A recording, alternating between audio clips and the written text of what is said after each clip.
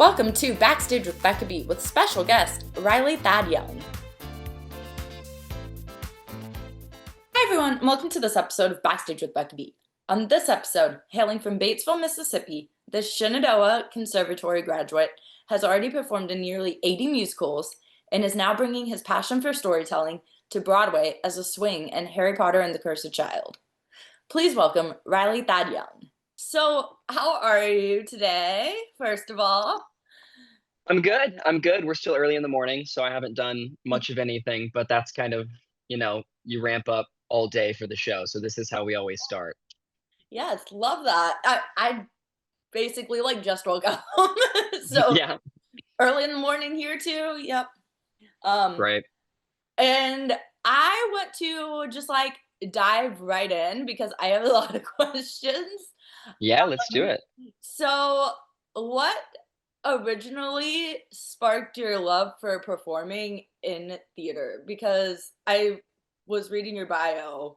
hmm You're like, I love performing, basically, in that bio. Yeah.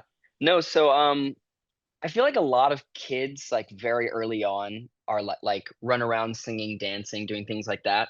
I didn't really show interest in anything until I was like 9. 9 was like the first time I actually was like running around the house like singing, doing like different random accents. And I think my mom picked up on the like random spark that I was showing in that. And so she asked me if I wanted to do a summer camp at like a local theater like 10 minutes from my house. And I had never done anything like that. And so I did a Beauty and the Beast summer camp when I was 9 years old, and I played Lumiere. And from then on, I was doing like 4 or 5 musicals a year for like 10 years. So it literally was just like a slow build of I really enjoyed the very first thing I did, and then I was like, okay, well this is cool. I think I'm good at it. I really like expressing myself this way. I like the other people that do it. And so then it was just like every single month for basically the rest of my life. I've been involved in something.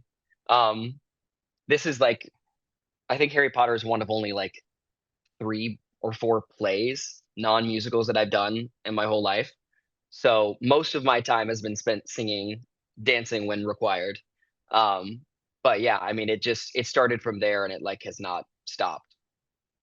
Hey, and maybe you can pitch adding a song to Listen, I think we've already planned out and mapped out plenty of places we could burst into song, but I don't know how much they would like that.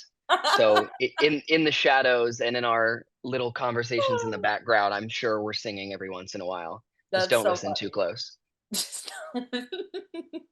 I mean, that makes me want to listen though. Like, Right. Well, I mean, there's so many like musical actors that are in the show and have been in the show, and our very own like Matthew James Thomas, like yeah. Harry Potter Pippin is wandering around. So there are definitely moments of songs bursting out here and there, which is Oh, wonderful. It keeps the spark, and like the show is so similar to a musical. Like it's just it like is. It seconds is. from being a musical because of its grandeur.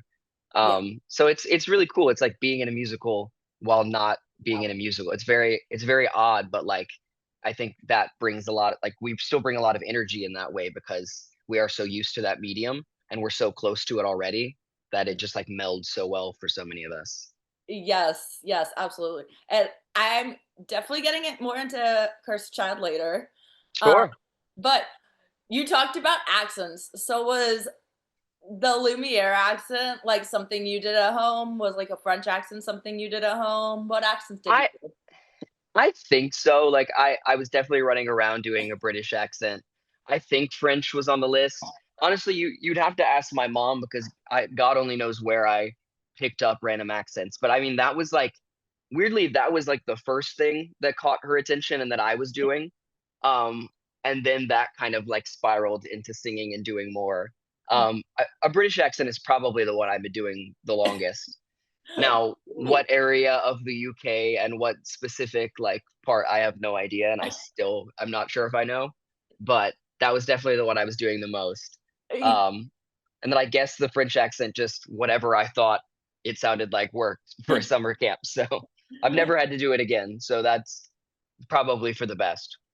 That's such a cool, like, first role though, as a 9-year-old to play. Like, No, it was. what a dream. The giant I think they used the same, like, candle so they were doing a summer camp version of it and, like, a main stage production at this, like, tiny theater that I used to do stuff at the same time. So, I think we were using some of their, like, props and costume pieces. So, I was, like, 4 feet tall and had these, like, giant candlesticks that covered my entire arms, and then the guy that was playing it was, like, 6'4" and obviously arms the length of my body. So we were using like the same ones. So I was just all candlestick. No, it was fun and it was a good like exploratory like opportunity to just like see what it's and that's what I mean, I think that's what's important about it is like you don't know that you like it or that it's something for you. And then they kind of just like let you loose to do Yeah. whatever you're doing. Like they teach you blocking and choreo, but I was 9 and had never done it. So I was obviously not doing any of that. I was just, like, trying to remember lyrics while, like, doing the same arm motions for, an hour and a half. Coordination. It's a lot of coordination, like, And that worked somewhat well for my sporting days too, but I think I've done better in the arts with my coordination than I ever did, on a football field, so, aw. I yeah. mean, listen, coordination is, like, the trickiest thing I feel like to master. Like, people Oh, don't yeah. talk about it enough, and I think it's because so many people are either instinctual at it or not, and then it's so hard to, like, get I mean, different. that's Yeah, what's so hard about, like, dance, and I started taking dance when I was, like, 13 or 14 for the first time. So, like, if you're doing a ton of theater, it's like jazz squares and grapevines, so you're like, yeah. "Yeah, I can do anything they ask me to do."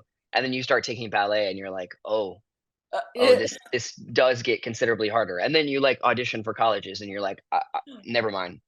Some of these people are like, really fantastic, and it just is, like, a part of them, the instinct to move the right way and the coordination, and then some of us are like, "Maybe one day I'll be almost there."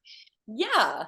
I mean, it's fun to try to learn, Well, of but course, I mean, I think and that's get better and the grow, point. like yeah, and, like, growing is, like, just, like, a part of life and very Well, inspirational. it's never ending. Yeah. Yes, exactly.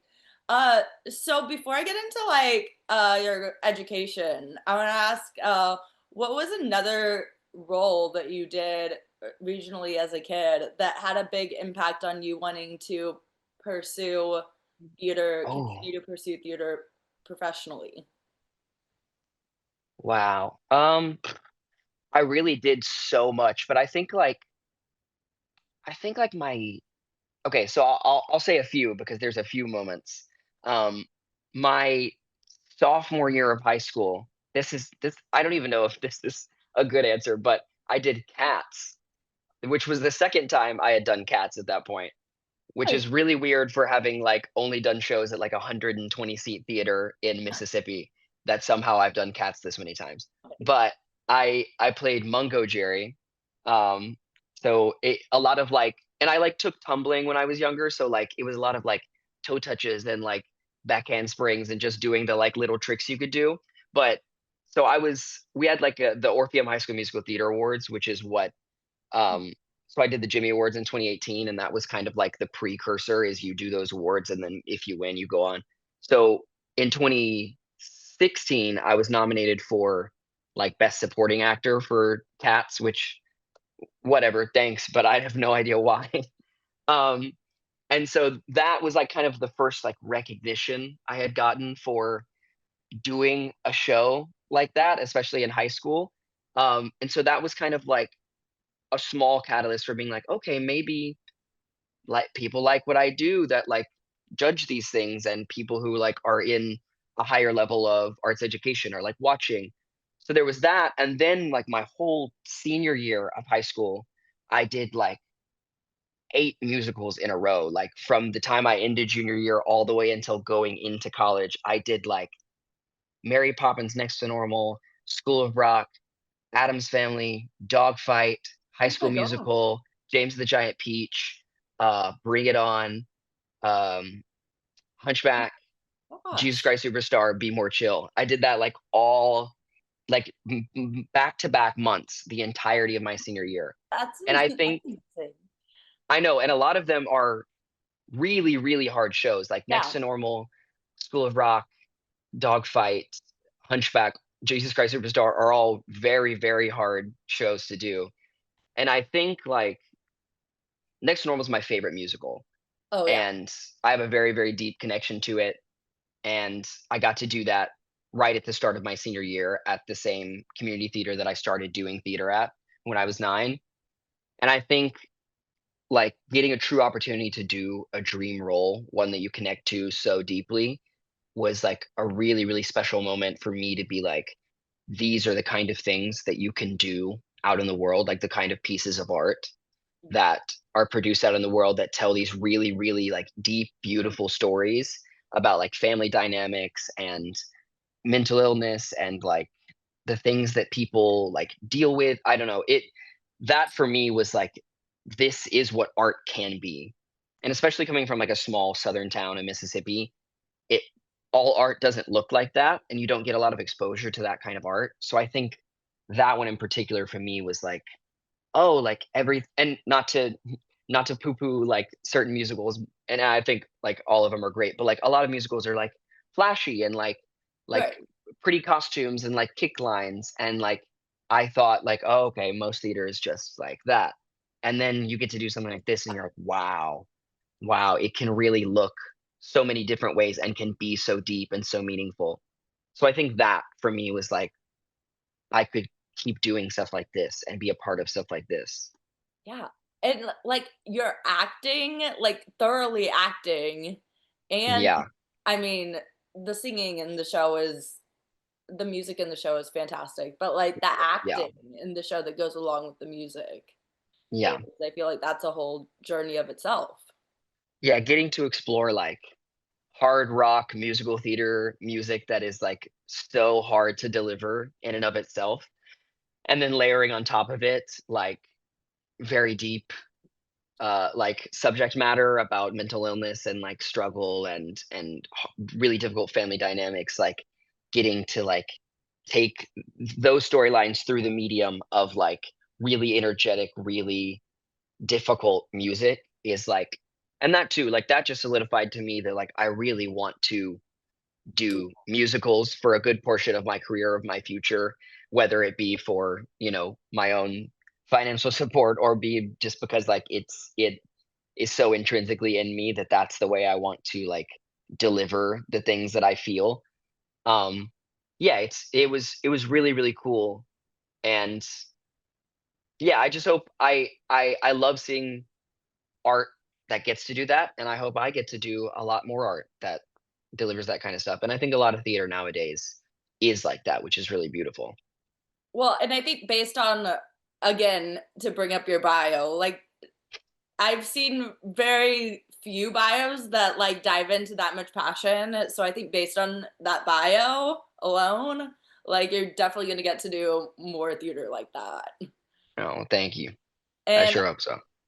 I also hope someone from like a rural area of some state is listening and and being inspired by like what you're saying, because I think it's so cool that you have been able to do so much theater being from a small town. Yeah, it is at a certain point, I don't know if it was like later in high school or like early in college.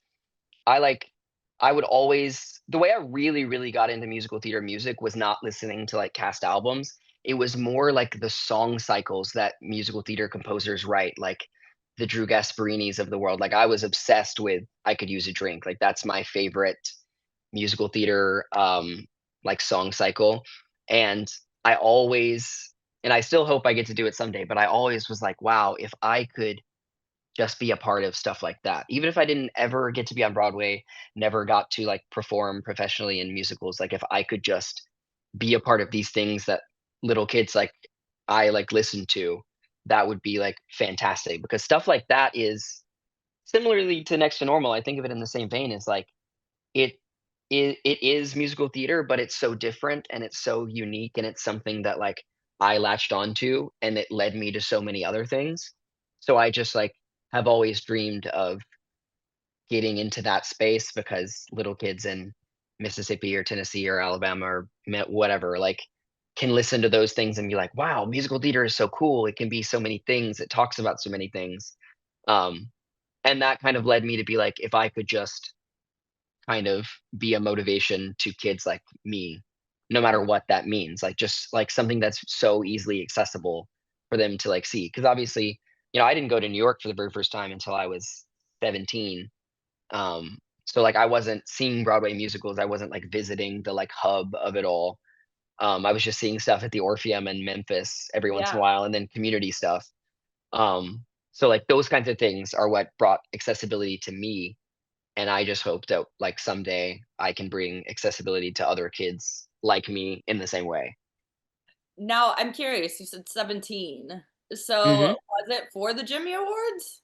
Or was Well, it before the yes, but not for me. My best friend, he went the year before I did, so he won the awards in Memphis the year before me and went, and so then I went with his family and like saw him perform, and it was Oh, really, really cool. And like since and then the next year I got to go, and then he came and saw me, and it was really cool. And like both of us had really awesome, very formative experiences and met so many cool people who are like now in the industry with us, like really crazy names. So it was, yeah, it was a really cool experience. And the fact that that is what brought me to New York in the first place, like that's wild. also makes it so special in so many ways. Like, kind of like full circle thing that you went there for the first time and then you were participating Yeah. next year. That's insane. Yeah, Um, no, that was a dream. yeah. How did being a Jimmy Awards finalist affect like your confidence going forward?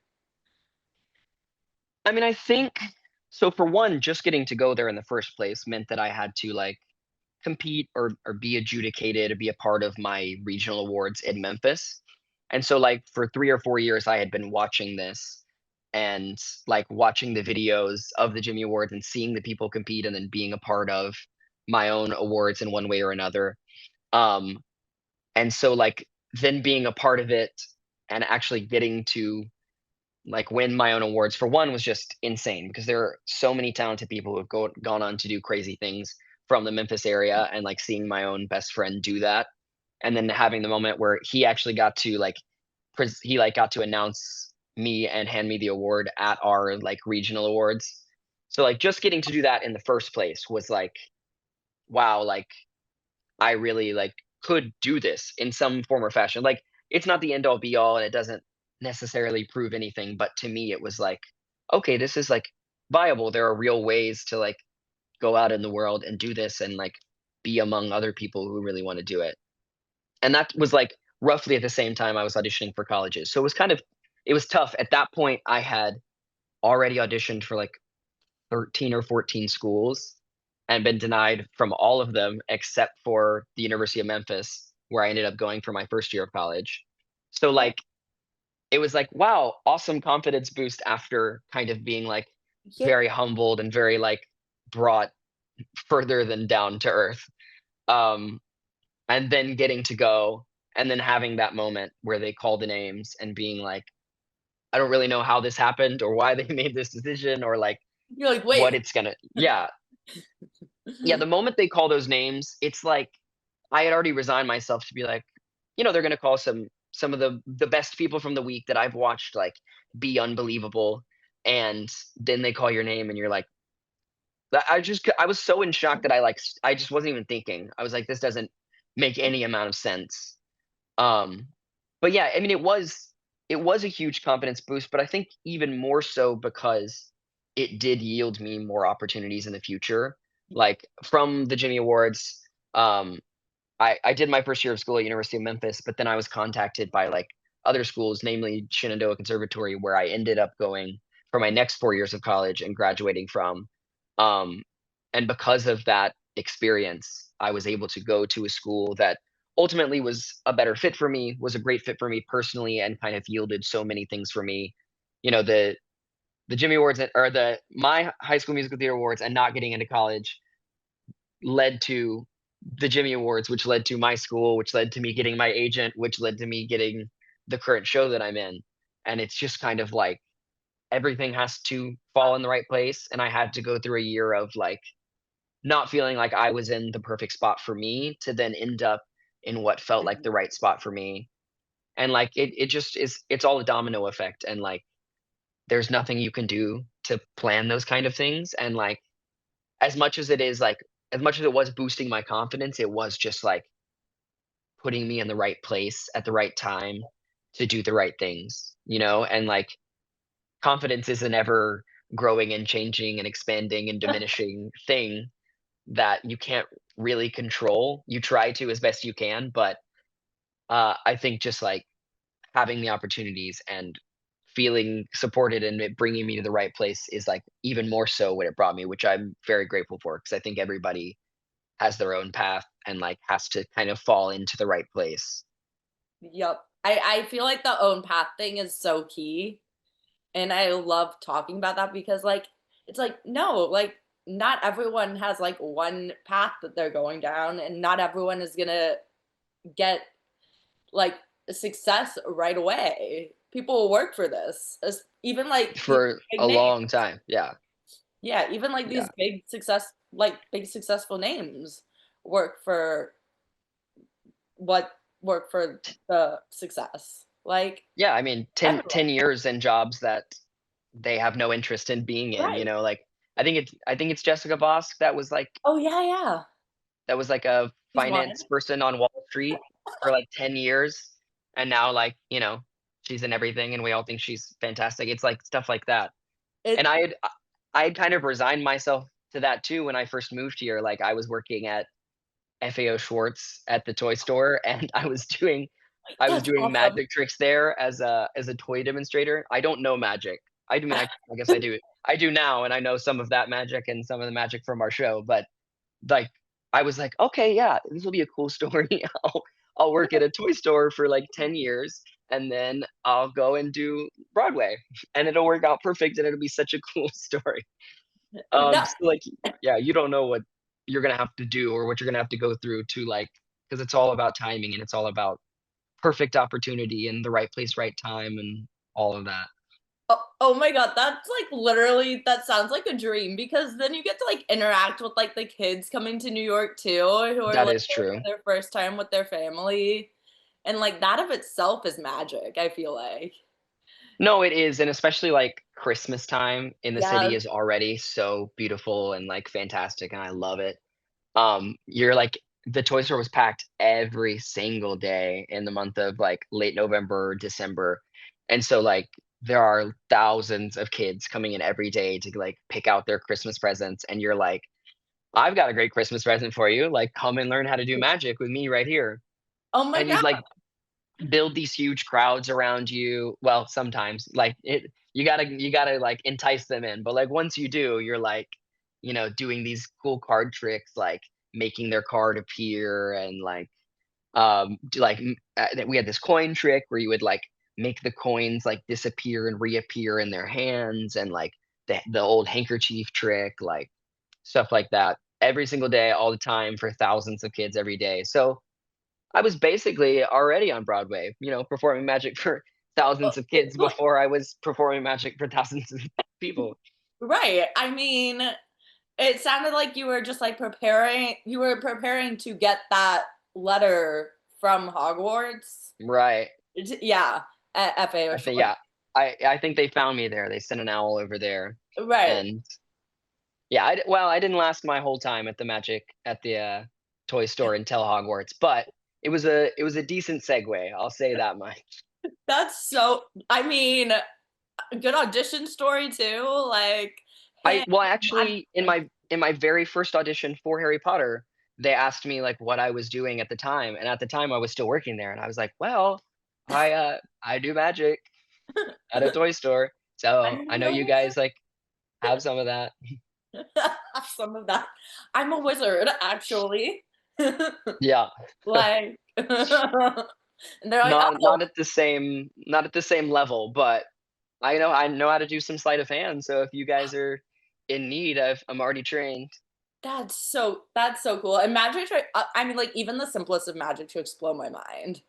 Like once I got good at them, I was definitely getting people here and there, but that stuff is tough, and I don't know if I'm cut out for doing sleight of hand magic when people are 10 feet away and spread out across 1,600 seats, but when someone's, like, right here and you have to fool them, like, literally in the palms of your hands without messing up, maybe I'm not the guy. I feel like you could do it for like, you could definitely fool me with some tricks though, 'cause If I got back into it, okay, I'm yes. I'm a little out of practice now. Um, before I get more into, like, Curse the Child audition, I do wanna ask, what specifically drew you to the conservatory you went to? How I don't wanna butcher the name. How do you say it? Shenandoah? Shenandoah, yeah. Okay. So like what specifically drew you there and what training there prepared you most for Cursed Child right now? So, in the, to not be disingenuous, at the time that I went there, so my first year of auditioning for colleges, I hadn't even heard of Shenandoah. One of my best friends, the same one that did the Jimmies before me, he was auditioning for colleges and he had gotten into Shenandoah because it had been one of the schools that he had put on his list. And when I was kind of like struggling, not getting into schools, he was like, "You should reach out to the people there. Like, I'll give you an email. Like, you can send some stuff." Because I hadn't gone there and auditioned because I didn't know about it.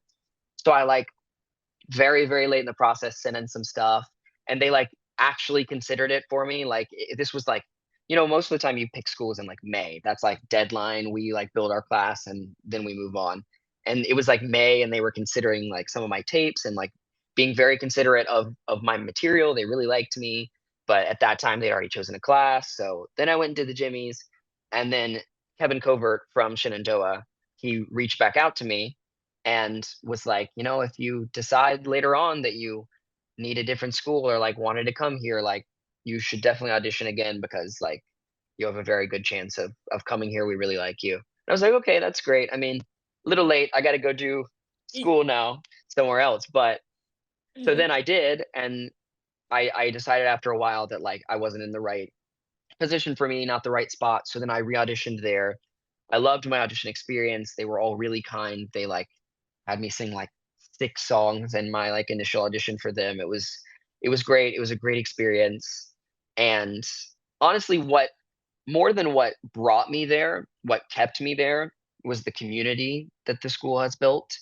Um, I I say this now more in light of, like, when the program was, like, coming to its height, because now I think it's a unbelievable program that has, like, yielded a lot of Broadway talent, a lot of people that are going out in the industry, like, doing fantastic jobs who are, like, unbelievably talented, but at the time, it was like an unfound gem, like, no one knew as much about it, and I kind of was like, we're kind of like the island of misfit toys in the way that, like, a lot of programs have this, like, cookie cutter thing where, like, you have to be leading man or you have to be, like, strong chorus dancer person, and, like, that's true. A lot of shows really do need that, and a lot of people are that in, fantastic ways, but, like, a lot of us were, like, just not enough this or not enough that or too much of this, but we're so unbelievably talented and offered so many unique, like, special things as individuals, and it was really cool to be in an environment where, like, everyone supported everyone else being the best version of themselves. And I Yes. think not only in the community, but in the way that we were just trained to like be the best Riley, like sing the best contemporary musical theater stuff and like trained to be a really strong actor within that material and like sing your face off and then like be a really strong mover. Like we don't need you to like be the best chorus dancer who can also sing the highest notes and like be the best like Shakespeare actor. Like we're not pushing you to you can be if you want to, but we're not going to push you to be anything exact. Like you have the space to be the best version of you. We're going to find that with you and mold that, and then like your senior year we're going to like put together the best songs and the best sides and monologues and like going to present you as like whatever the best version of you that you feel like really shows you off. And that was really unique and special for me and for everyone else, and I think it's what like helped us all catapult into the industry in the best way was just like, we're going to show people who you are. You're going to find the right agents. You're going to find the right auditions, like make the right connections with casting directors because people are going to like you. And at the end of the day, like when you're out here, like that is all you have is like you have you and the best version of you, and you have to be confident in you. And like that's what I got there that I've taken out into the world. And I hope everyone else has, and I hope everyone else that's still there behind me and is coming along will too, because like it just is true. You can't be anybody else. You can't be a different version of yourself. Like, you gotta be you, and you gotta go in with the confidence and solidarity that, like, you're enough, and people just wanna see, like, what you have to offer. Because true, they do. Nothing else you can do. Yep. And okay, so like not to be corny, but like listening to all that, I'm like, well, if I was going to apply for schools right now for theater, I would be like just applying there because I like community is the most important thing for me. I feel like when I'm looking into doing new things and like going into a new path in life. You want to find that community that makes you feel safe.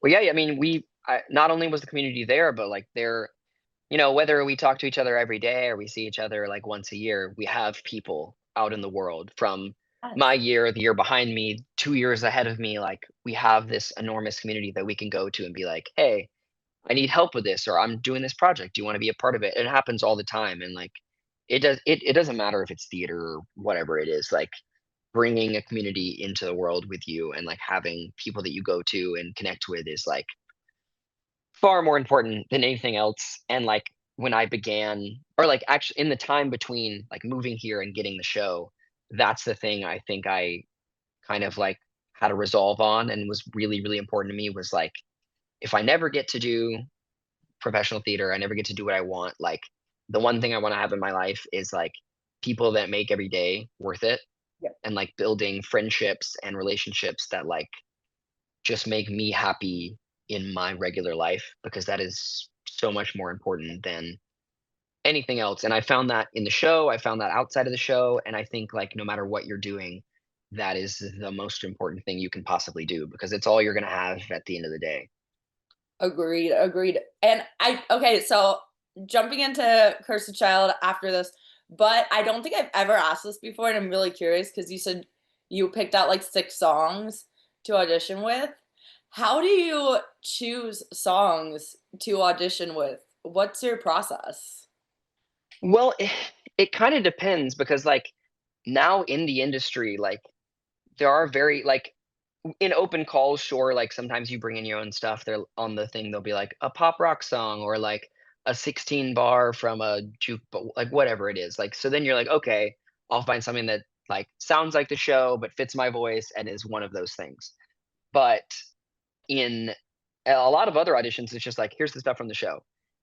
I was auditioning for colleges, most of them were like, we need you to have a golden age and a contemporary song and a pop song. And you're like, okay, I don't really do golden age that much, so I'm just gonna pick a song that sounds like it's what they were asking for. And then I guess this is a good like it at that time it was like I don't know. I guess I just have to like check the boxes. But when I auditioned for Shenandoah, they were like, "Oh, we don't care what you sing. Like, just bring in stuff like two things that you sound really good on." And that was like, "Oh, okay, great. I feel way better about that than like being the 100th person to sing Alona today. Great song, but like everybody's done it at some point or another and everyone knows it. And so I think I did literally like I said earlier, Drew Gasparini's I Could Use a Drink. I think I did like 3 songs from that. Like I was like, I really like these, like these are my favorite songs. I did 2 or 3 songs from that and then like another song cycle song. Like I'm not even sure if I sang a song from a musical because I was just like, this is the stuff I like to do, and I think I sound really good on it. And they were very welcoming of that and kept asking for more of it. Whether that's a good thing or a bad thing at the time, I don't know. But I kept singing more for them. Um, and yeah, like it's obviously like it's thing to thing as to like what you bring in and how you pick it. When I was auditioning for like shows in college, I would be like, okay, this song really sounds like this show. It's like Yeah. the perfect cut. It's got like this arc from beginning to end. I have like a big note here. Like I would try to like perfectly fit every song to the show as best as I could and be like, okay, this character like is comedic in the like span of the show, so I need to find one that's like that. And now you get out into the world and it's like, just bring in a pop song, 16 bars. So like it's very different place to place, but Speaking like of pop songs, there are a lot of ways to do it. It just kind of depends on like what the need is. yeah. Do you have a favorite current song that's in a current Broadway show that you would use for audition? Oh, Or do you not want to say it because you don't want to give it away? no, I mean, I'll be in Harry Potter for many, many, many months to come, so I don't actually need one right now. But oh, I don't know. It's been so long since I've had to do anything. I mean, like a lot of other people my age who are boys who want to be edgy. Like I love a lot of the Outsiders music, but I haven't sung it for anything. Um, Yeah, I don't know. I was told recently that I really need to listen to or I need to go and see Just in Time, to, like, Oh, hear some of that stuff. This one lady at a concert I did last week in Memphis told me that I need to be Jonathan Groff, and I think she meant I oh. needed to be Bobby Darin, but she kept saying Jonathan Groff, so I was like, "I agree. That'd be great. I'd love to be Jonathan Groff." So yeah, I don't know about a specific one right now.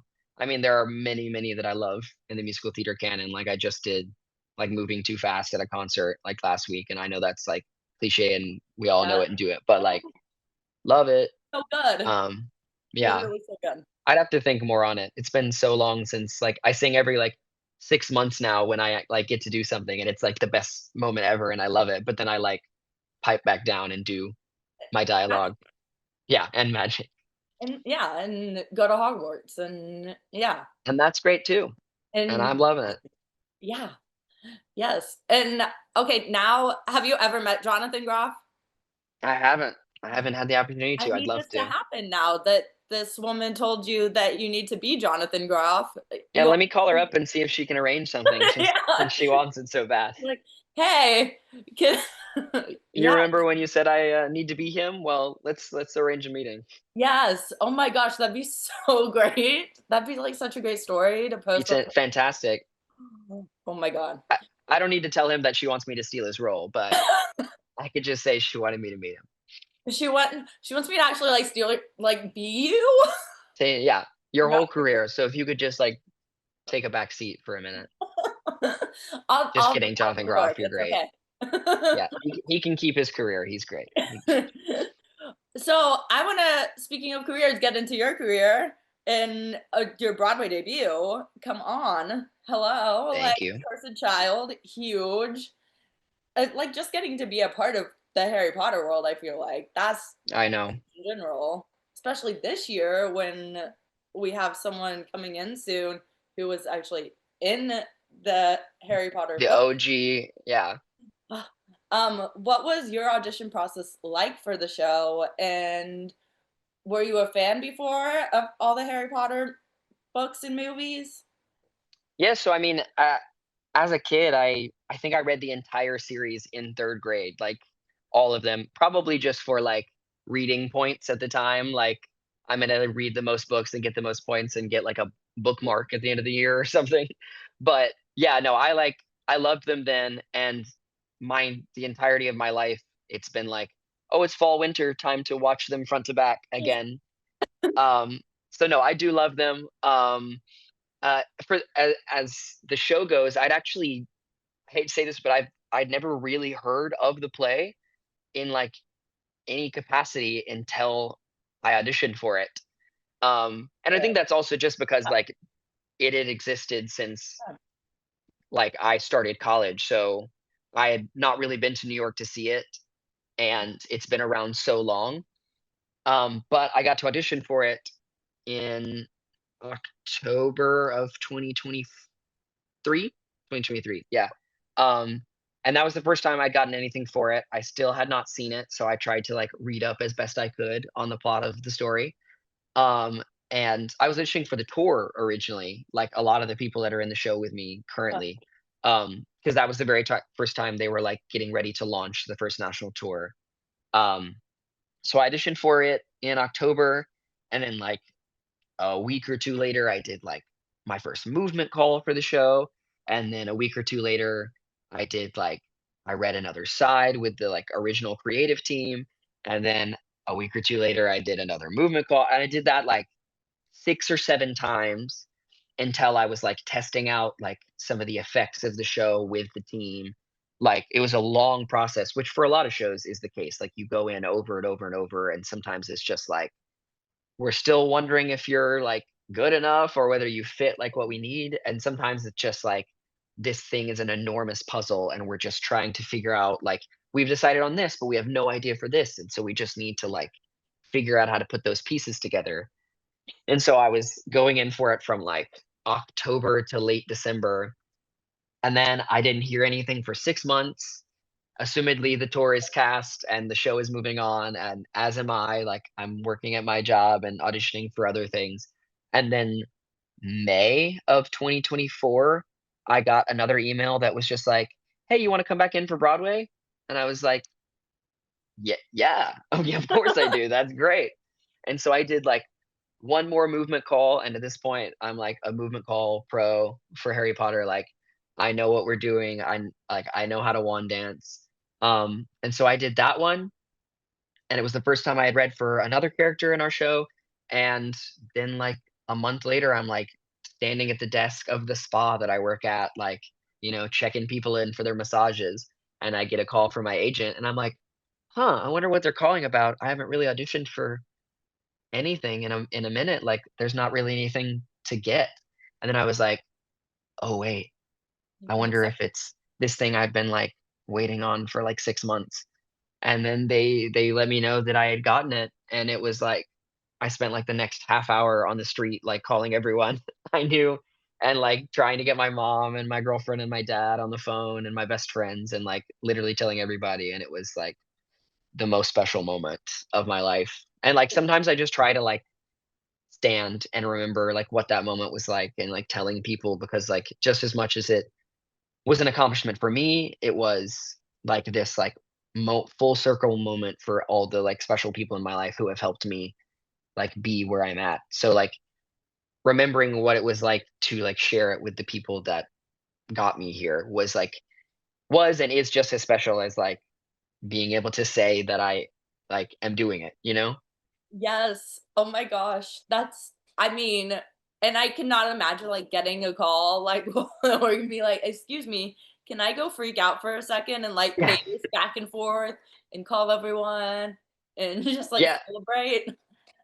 Even just, like, saying it out loud, like, going to my manager in the back and being like, so I'm gonna be on Broadway in the fall, so I'm gonna give you my 4-month notice now, and I'll be Yes, done by September." coolest So, thing. yeah, no, I mean, I don't even like it's one of those things where you just don't know what to do, and I find myself in that so often, like, how am I supposed to react to this? Like, I Yeah. wanna, like, cry, but I don't, like I don't know how, like, I'm just like, this moment's not supposed to happen, or it is, but I, like, didn't expect it, you know?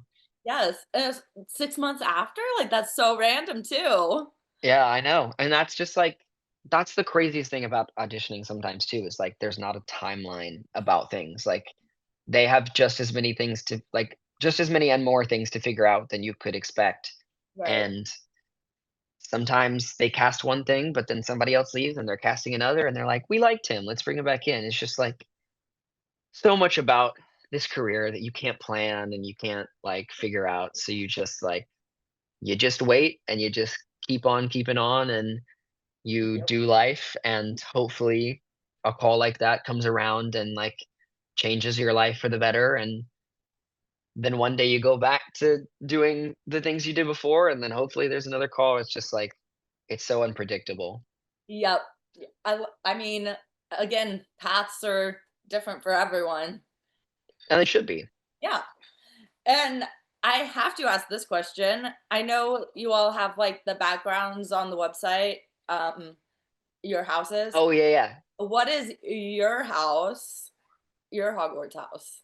So via the test that I took for them to do that, I'm a Gryffindor. I used to think I was a Ravenclaw, but I feel like those tests change over time. So maybe I'm like the Harry Potter version of Divergent. I don't know. But Oh, um but I'm pretty sure I'm a Gryffindor. I took the test a few times and that's what we ended on. It also said my Patronus was a shrew. So I'm not like in love with all of the results that I get, but I'll take them because, like we do. that's what it says. Yeah. Hey, I could see Ravenclaw too, honestly. Like, Well, and in the show, when I'm in my normal track, I am a Ravenclaw. So oh, I at least feel tracks. at home when I'm there. Yeah, that definitely tracks. Yeah. What was the rehearsal process for you going into the show? Because I know there's so much. I mean, you all call it movement, not dance, but Mhm. there's so much movement that contributes to the storytelling of the show, and it's Yeah. stunning and beautiful and intricate. Yeah, so, I mean, I think with a lot of long running shows, you typically don't get very long, like, you normally get, like, 2 weeks, and then they put you in the show, but we were doing a changeover of, like, 25 people when I joined the show. So, we got, like, a 6-week rehearsal process before we joined and, like, our own tech rehearsals, so we were very blessed with getting a long time to figure out this material and really, like, settle into it before jumping on stage and just doing this, like, magic changeover from November, like, 10th to 12th or whatever it was last year, like, one cast and a different version of the show, a 3.5-hour version of the show with a different cast, and then a new cast and a 3-hour version of the show, or 2 hours and 55 minutes. Um, so yeah, it was very crazy, but we were very fortunate to get all of that time, and so I'm an on-stage swing, so most of my job is covering 5 of the tracks in the show. So, we're in, like, an open jar studio, like, running the show, like, learning these movement pieces, and I and Bradley, who you interviewed, like, were just sitting on the sideline, basically just, like, trying to, like, write down as much as we can or just, like, memorize the formations that we're seeing in front of us, and, like, I've never swung before, much like Bradley, so, like, I didn't have any experience to kind of, I like, I didn't know if the best way was to, like, draw the formations or if it was just to try and memorize it or, like, go character to character or just try to memorize the whole of, like, the formations and then, like, kind of piece by piece it. So, at least for me, it was a very new and very difficult process to be like, "How can I make sure that in 6 weeks, I know all of their jobs without ever having done their jobs ever in any kind of rehearsal?" And I think I only got to step in, like, 4 or 5 times throughout the, like, 6 weeks of doing our initial rehearsals to ever, like, even try it on my body. Oh my So, god. fortunately, we had a long time, but unfortunately, as a swing, like, you just gotta figure out the best way for you to figure everything out, you know? Um, so yeah, it had its pros and its cons, of course, and then we move into understudy rehearsals after that, and then you sort of start to get to, like, put yourself in different positions, but even then, like, there's uh, 10 or 15 people that understudy or swing in our show. That might be an untrue number, but it's something like that, like 10 or 12. Um, and so, like, you don't get an opportunity to do all 4 or 5 of your tracks in an understudy rehearsal process. Like, you get 2 or 3 go rounds to, like, maybe step into stuff. So even then, like, the very first role I went on for, I had never done it in a rehearsal at all, Oh and my god. I just taught it to myself, like, through rehearsals and through, like, shadowing people in the show and, like, watching and, like, reading over my notes because I was like, "The best opportunity to do this and to know it is to just, like, go and volunteer myself." And so there was an opportunity in, like, early December or something for me to be like, "Hey, I know I haven't done it before, but this is, like, maybe the only time to figure this out and just, like, jump in." And so, like, I did, and it took me 10 months, but I finally did all of my tracks. So from, like, December, the first time I did it, to sometime earlier in August, I did my very, like, last track for the first time. So it is a long process. It doesn't like, your rehearsal doesn't end in January, February when you're done with understudy rehearsals. Like, For swing. there are always rehearsals going on. Like, they're not planned, but sometimes they're just like, "Hey, we're gonna take you up to the studio during the show, and we're gonna, like, work on this track, or it's just like you stand in the wing and you're like, what are they doing? What are they doing? What are they doing? Like, Like, let me see if I can pick up details. Small yeah. details. I like a swing's brain. Where I went to trade brains with the swing for a day to like know how you all do it because I cannot. I don't understand how your brain works like that. You know, I I don't think I wanna trade brains with a swing because and there are some, like in musicals, like our show specifically, if you're a swing, 5 is the most tracks you can have, technically, I think. In some musicals, it's like Oh, 9 or yeah. 12, like, I I want no part in having their brains, like, some people are really fantastic at it, but I also think, like, a swing brain is just a brain. You know what I mean? Like, my brain is not a swing brain, it is a brain that turned I am a swing who has a brain, like Right. it over time I've developed skills, but skills that work for me specifically. Because like if it doesn't work for you, it doesn't work. And like I did this I was invited to do this swing mentorship program that was created by Joanna Carpenter, who is a she was a swing on Sweeney Todd, and she's a part like yeah, she created this program for people to like meet up with like veteran swings on Broadway and national tours to kind of like learn what it's like or like ask questions of what it's like to be a swing in a show for the first time. And my mentor was someone who is a universal swing on Hamilton.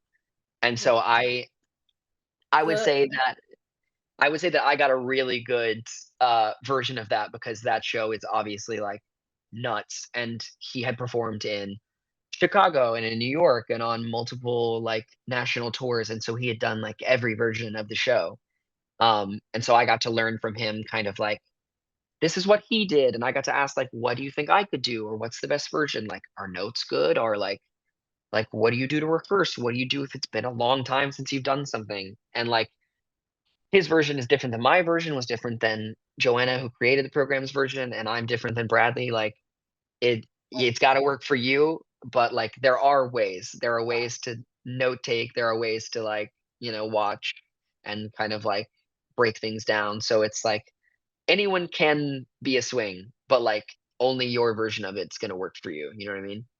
I think you're putting a lot of faith in me when you say anyone because I don't think so. They were putting a lot of faith in me. I when they cast me, like, I felt like I hadn't done anything to prove like, truly, I did not feel like I had done anything to prove that I was capable of doing the job they were asking me to do, because, like, in a lot of ways, I felt like, "Okay, yeah, maybe I proved that I could, like, play this part or, like, do this one, like, Yeah. one dance," but, like, how did I prove to you that I can cover 5 tracks and memorize all of them and do them at a moment's notice? Because I definitely didn't. You're like, So, "Wait a sec. Hold we up." prove we prove a lot to ourselves and others by just, like, figuring things out over time. Yes. So Well I have faith in you. well, thank you. I Of course. learned to have that faith in me. But, how has each of the tracks that you cover how has the way you cover them changed since you first started covering them, like, at all? Like, I know the blocking has to stay the same and Yeah, stuff yeah. because otherwise it messes up the show, but I assume, like, depending on the day that you're covering it, it changes little by little. Yeah, so, I mean, I did my very first one in December, I did my next one in January, then the next 2 in March, and then all the way to August, I did my last one. So, like, it it's been different it's been so different for all of them because they don't all do a lot of them do the same things. They're in a lot of the same movement stuff, the same transitions, like, if you know one, you kind of know the other because you're, like, buddies throughout the whole show, like, the show moves with you guys, like, all together. But then there are some parts, like an Alvis, who is so completely separate from everyone else, like, you might be in the wand dance, but you're not in, like, any of the you're not in the Ministry of Magic, like, it's so separate from everything else, so it was really just, like, a very slow process of figuring out how to, like I don't even know, like, how to make sure you knew these specific parts or, like, how you worked the dialogue for yourself, but, like, the very first one that I went on for, in December, I did again just Sunday for the very like, again, like, it was the last time I did it was in January, and then I didn't do it again until this Sunday. Oh my So, god, like, you're doing this thing that you're like, wow. I'm pretty sure I know this, like, I've done it before, and, like, my notes say where to go, so I know where to be, but, like, What then did at I the do? same time, like, because someone does it every single night and other people have covered it, like, over time, it's the same thing on stage, but with, like, the tiniest little, like because people build things with each other, and you're kind of, like, slotting in, but doing your own thing, but also kind of, like, bringing the story to the audience in the same way that everyone does, and, like, the backstage is like, "Oh, well, they actually, like they like to pick up their robe here, and they, like, drop this off there," and you're like, "Oh, okay, sure, in January, it was different, but I guess we'll do that now," like, it's the smallest things, but it's also what makes Movie the change. tracking of a track, like, what it is, like, remembering these little things and, like, trying to make it as easy as possible for not only you, but everyone else who, like, supports you in, like, costume crew and, like, our backstage people, our stage managers, so yeah, like, it is the same, but it's ever so slightly different, like, as time passes because obviously, like, a different body is doing it, a different mind is doing it every night, so, like, you're trying to, like, follow in their path while also doing your own thing and, like yeah, so it's the same every time, but it's slightly different, and however much time there is in between stuff, like, you come on stage and you're like, "Oh, they do this differently now, that's cool." I'll kind of, like, just bounce off of that. So, yeah, it's just different over time, I guess. And backtracking a little bit, you said your first track was one you didn't rehearse for, so that was your Broadway debut? Well, so I'm But you didn't, like, my get to do in rehearsal Yeah, technically? yeah. So I'm an onstage swing track, so I am still in the show every Okay, night as, like, a small piece of the ensemble. So my Broadway debut was when we opened the year okay. 6 on November 12th or whatever it was. But my, doing a role in the show for the very first time debut was, like, sometime in December. Oh, that's so cool. Well, So it is what kinda cool, you get to make, like, new debuts all of the time, and I mean, yeah, now I'm officially done making debuts, but, like, it is cool because I got, like, 6 moments to, like, make a new debut. to be like, "Yes, this is new." Bring Yeah. like, "Hey." And do, like, does every track you have, like, a name in the show? I'm curious. They do, yeah. Okay. Well, my my, like, on-stage swing track that I do every night doesn't, but, like, we just make stuff up, Yeah, like, make up your background stuff, but all of the tracks that I cover do have names in the show. yeah. Okay. So, I mean, I feel like in a lot of shows that I've, like, talked about, people will, like, make up names on the side, like, backstage for, like, Yeah. the tracks, and Mhm. it's Well, 'cause really there's fun so and many, like, cool. Man One, like, Bystander One, like, things in, like Hamilton or Gatsby or stuff, like, those are the Yeah. names, so you kind of have to, like it's kinda hard if you're like, "I wonder what the difference between Man One and Man Two is or what they do." So, like, you give them a name and you're like, "Okay, we've all agreed, like, this is what we're calling it, so we know what we're talking about." Yes. Um, and I have to ask some, like, fun Wizarding World questions. Yeah. So, if you could transform into any, character in the Harry Potter universe, who Ooh. would it be? Whole Harry Potter universe. I feel like I'm, like, thinking, do I wanna be, like, Lupin? Like, is it a curse to be, like, a werewolf? Like, someone that's like an animagus or, like, something like that. I guess Listen, poor Sirius Black, I don't know if I can, like, seal my fate like that. But, yeah, maybe someone like Remus Lupin, like, someone with, like, a very unique wizarding world, like experience. yeah, experience. I don't wanna call it a curse because, like, I don't know, being a werewolf would, like, kinda be cool, but for him, it's not good, I guess. But The 3rd, Azkaban was problematic, but, it's fine. sure, sure, over time, it gets better, right? Yeah, yeah, yeah, yeah, yeah. I feel like you see him, like, kind of hone it in Yeah, get it under eventually. control. Yeah. So it's cool. Um, Yeah.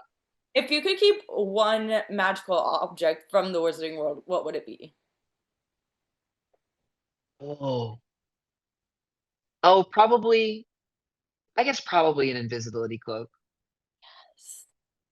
That's that or like what yeah, no, probably that. That's the only one that I think, like, doesn't have some kind of, like, backdoor repercussions. Like, I don't want someone, like, chasing me down to get the Elder Wand, or, like, I don't wanna, like, screw up time or something with something else. So I think, like, a invisibility cloak is a good, like, this is just, like, a quick and easy thing that is, like, still really cool, but no repercussions for having it.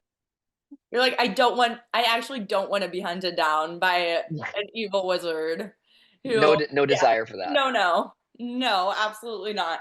And uh, more to do with the show, but what is your Mhm. favorite, like, movement bit in the show to do? Oh, um,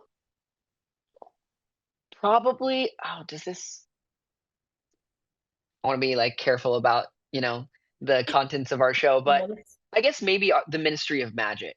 I really Ooh, like the Ministry of Magic dance that we have. That one is, like, the really long flowing cloaks and the, like, interweaving of us and, like, the, like, big swoops. So that one's really cool and, like, also has, like, a lot of play with the way, like, the elements of the tech of our show are done, where, like, things appear and disappear and people come through, like, I think that one's really, really cool. it's literally like real life magic watching. I don't I know, mean, it is, like like, I know you're a wizard because you worked at, like, you're an actual wizard who has experience in in the wizarding world, but, like, I was in awe. I mean, that's the purpose of the experience of the show too, I think, is that, like, we are literally everyone that is involved in the show is literally operating real life magical illusions that trick the eye into truly, like, not knowing how things have happened, and sometimes for us, it's just like, I don't really know how that's happened either, but, like, I know how to, like, create that effect for not only myself, but everyone that's, like, experiencing it for the first time. Like, how did we do that? Yeah. Right off the bat, which I've talked about, I feel like with everyone in the show, the cloaks at the robes at the beginning, like, Mhm. hello, I was like, and I feel like the whole audience just, like, gasps at that. You're not Yeah. expecting just, like, the swaying of a robe to.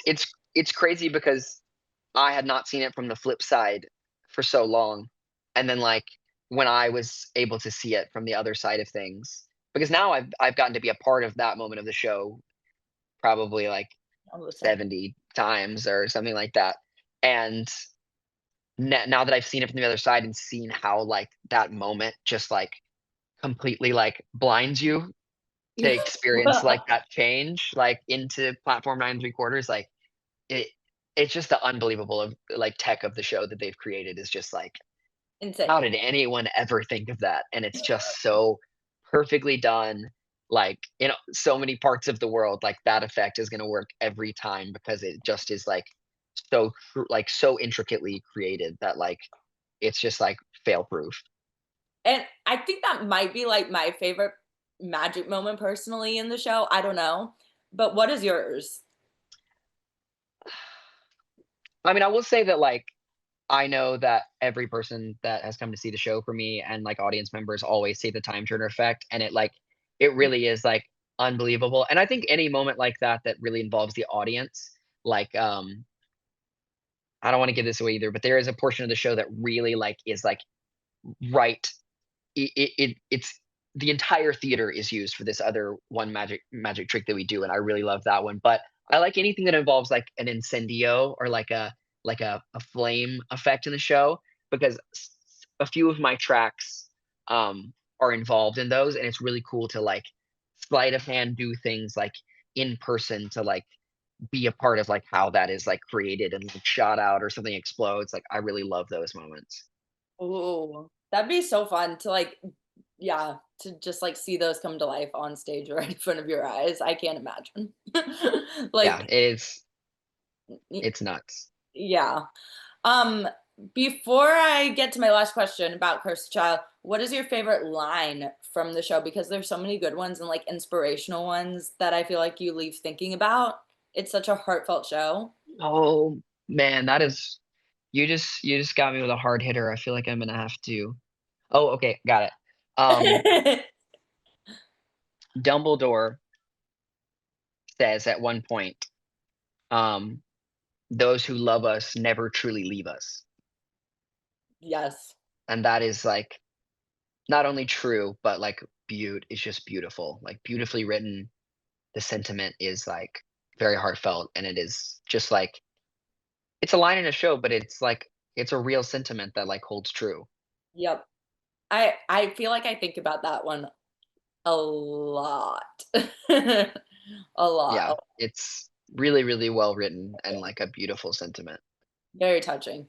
And how would you convince people to come see Cursed Child on Broadway or on tour, like anywhere that it's playing? I mean, it's I just think given yeah, I think given the opportunity to see it anywhere in the world, um, now we kind of have, like, a sister show on Broadway in Stranger Things, but oh there yeah, are only 2 given shows I have ever seen or been a part of, in this case, in my life that are, like, a theatrical experience just as much as they are, like, a beautifully told story, and Harry Potter and the Cursed Child was the first example of that I know of, and the most successful example of that I know of, and I think, like, if not only you want to, like, experience a beautiful story and, like, see beautiful acting, like, if you wanna have an experience, like, a firsthand, like, I right. can touch it, I can see it, I can feel it experience, then our show is, like, one of the best examples it ever created of that, and, like, from the minute that you, like, walk in the theater to the time that you leave, like, it's never ending, and, like, Yeah. I think it's kind of unmatched, and I think that still rings true, 7, 8 years later. It, like those effects still get people every night, the interactive parts of the theater are still cool, and, like, Harry Potter is, like, a story that so many people know and, like, grow up with and, like, are entrenched in, and, like, we are just a continuation of that, and it's just cool to share, and I think, like, whether you love Harry Potter or not, like, the experience is still, like, one of one. Yes. Oh my god. I mean, and you don't even like need to have seen the movies or read the books You to don't. understand the show, honestly. You Yeah, can as connected as it is with, like, the original source material, it is its own story, like, in and of itself, that yeah. is told front to back, like, you can still lock in with us and, like, come along on the journey. It's just it's so in every aspect so well done, and I can't say enough great things about it.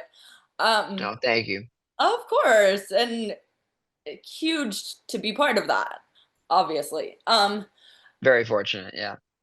And I want to ask, what are some of your dream roles on your bucket list going like down the road? Ugh, wow. I I could, mean, like, I said, like, if a Next to Normal revival almost came to Broadway, if it ever does come to Broadway, I would love to, like, get my Gabe moment again. yes, Um, I'd love to be a part of Outsiders in some way at some point in time, or like a Lost Boys. Those, like, really cool, like, really, like, original kind of, like I don't know, those I feel like those shows I haven't seen Lost Boys obviously yet, but, like, I just think they're such a unique, like, way of storytelling now on Broadway, and are so, like, rough and physical, and, like, I really love, like, hands-on experiences in theater.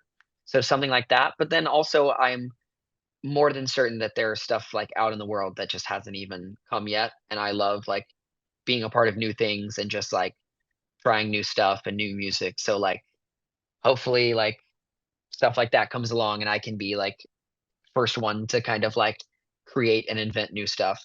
manifesting that definitely. But I Thank could you. definitely see Outsiders. Like, as a fan of Outsiders, I can definitely see that. As far as I can tell, it's gonna be with us for a while, so Oh, yeah. maybe one day. Yes, yes. I mean, and with, like, the tour starting soon, like, that's definitely gonna be a long running one. What did I feel like you've given so much advice and wisdom already, but what is like one piece of advice before I get to my last two questions that you would give to young performers in the industry? I think this is a combo platter of 2 things that I feel like I've already harped on, but I just feel like it's the most important, and that is, like, for one, the being yourself is the most important thing, but not just in the cliche way, in the, like, truly being the best version of yourself and bringing that to the table is unmatched in the sense that, like, you can try to be a million other things, but when you come in and you're the best version of yourself, people are so locked in on that, and so, like, people love it so much, and, like, the only way to find the best situations for you and to, like, cultivate and find yourself in the best places is by being the best version of yourself, because then the right stuff will find you, because forcing yourself into boxes only, like, stifles your true, like, abilities and creativity and, like, your ability to flourish, and Yeah. also, just as much as the work and the art and, like, wanting to be on Broadway and, like, wanting to be a movie star matters, like, the communities and the people that are involved and the ways that you set yourself up as a person to not only be the best and kindest person that you can be and the most accepting and open person you can be, but, like, being just, like, the best version of yourself, the most at peace version of yourself that, like, can build community and, like, have something outside of your art, it only sets you up to be a better version of yourself within your art. So, like, I just think, like and those tie in together, like, just, like, being the best you, being the most kind you, the most, like, at peace you, not only sets you up within the work that you wanna do, but also, like, keeps you whole outside of it because if if the world breaks you outside, like, it's gonna be a lot harder to do the work, like, inside, you know? So, like, it just like, taking care of yourself and, like, finding the best version of yourself is only going to benefit you in every part of your life. Yep. And best people around you. Yeah, Gotta keep that. Gotta keep the best people around you. 100%. And where can people follow you on social media to keep up with what you're doing and for more inspiration? Because like I've been so inspired by everything.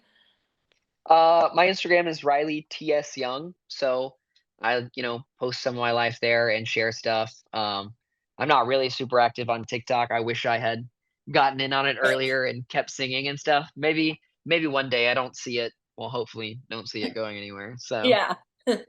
Well, and I'll put everything in the lower thirds in the description. And lastly, is there anything else that you would want to promote, talk about, or do you just want to tell people to come see Cursed Child on Broadway? At the moment, I'm locked in with Cursed Child for a good amount of time, and I'm happy to be here. So keep coming and supporting the show. And we've got new fun stuff coming with Tom Felton joining us. So I think this show is going to keep rolling and keep bringing magic to audiences to come. So come check us out, and maybe you'll see me on any given Wednesday. Yes, yes.